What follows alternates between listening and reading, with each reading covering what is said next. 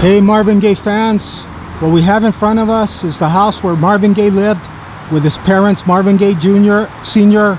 and his mother, Alberta. And this is the house where Marvin Gaye Sr. Unfortunately murdered his son on April 1st, 1984, one day before Marvin Gaye Jr.'s birthday, 45th birthday. In the back house lived his brother Frankie with his wife Irene. And the last dying words of Marvin Gaye as he lay dying in his brother's arms was, "I got what I wanted. I couldn't do it myself, so I had him do it. It's good. I ran my race. There's no more left in me." Well, those are the last dying words of Marvin Gaye. And apparently, from what his sister said 4 days before he got killed, that he jumped out of a speeding sports car, trying to commit suicide. So apparently, I guess he just had given up on life already. And who knows, maybe he provoked his father into getting angry, because Marvin Gaye happened to have given Marvin Gaye Sr. that 38 special on Christmas morning to protect himself from intruders. That was the gift, and that's what he told his dad when he gave him the gift. And Marvin Gaye Jr. and Sr. hated each other. They never got along. And Marvin Gaye Sr. was always beating, giving Marvin Gaye Jr. really horrific beatings and whippings all his young life. And he hated his dad so much that the only way he could separate himself from his dad is by adding an E at the end of his name, last name, Gaye, G-A-Y-E instead of G-A-Y. According to VH1, they listed Marvin Gaye's death as the 8th most shocking moment in rock and roll history.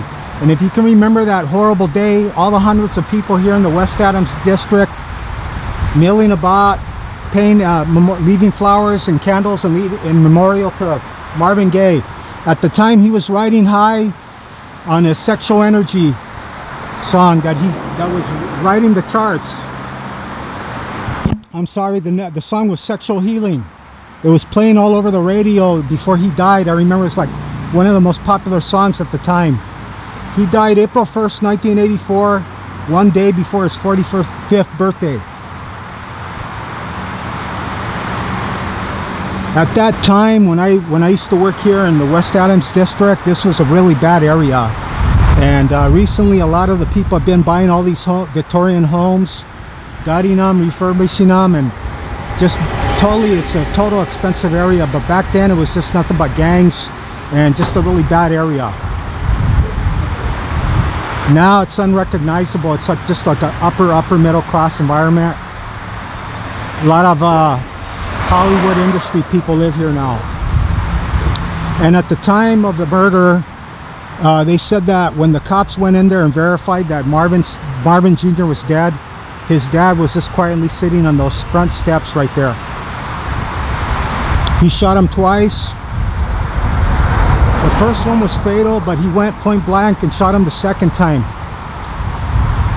And he said at the inquest, he said that he was afraid for his life, because that day Marvin had hit him a couple of times because he wouldn't leave his mom alone. He kept on harassing him over this insurance policy that he kept on looking for. And it was common knowledge in the Marvin Gaye Sr. household that he always said if any of his kids ever touched him, that he would kill them. And apparently after the murder, they did find a lesion at the base of his skull, and they took it out. It was a tumor, and they were trying to say that was the reason why he acted irrationally. But then he had always said before that if his kids ever touched him, that he would kill him. So I'm not saying it's premeditated, but according to Marvin Gaye Sr., he said he was afraid for his life. When the shots rang out, his brother Frankie and his wife Irene said they thought there were firecrackers. And when they came in the house and went up to Marvin Gaye's room, because his mother Alberta was saying he shot him, Marvin Gaye was bleeding to death right there. And like I said, that statement that he told his brother, the last dying words, and he died in his lap, his brother Frankie. This right here is the overpass, Gramercy Place. It's the overpass of the 10 freeway. And it's amazing that Marvin Gaye would buy in this loud area, but he bought this house in 1975 for $30,000, and then about a little bit after, he sold this house to his parents when they came out west. Okay, Marvin Gaye fans, may he live and rest in peace, and God bless him wherever he's at. We'll never forget you, Marvin.